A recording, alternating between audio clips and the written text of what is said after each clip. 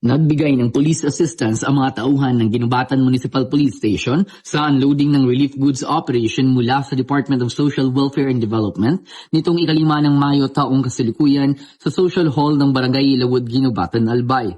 Sa ilalim ng pamumuno ni Police Major Genevieve O. Oserin, Officer in Charge, katuwang ang mga augmented personnel mula sa First Albay PMFC at Albay PPO, tiniyak ang maayos, ligtas at organisadong pagbaba ng mga ayuda na ipapamahagi sa mga pamilyang apektado ng ashfall dulot ng aktibidad ng Bulkang Mayon. Layunin ng naturang aktibidad na mapabilis ang distribusyon ng tulong at masiguro na makarating agad ito sa mga nangangailangang residente sa evacuation centers.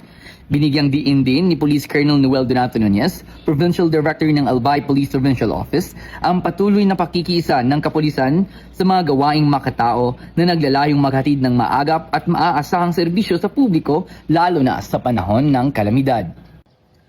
Mula dito sa Albay Police Provincial Office, ako po si Patrolman Corby Flores, nag-uulat para sa Police News Network. At ito ang bagong PNP para sa bagong Pilipinas. Serbisyong mabilis, tapat at nararamdaman.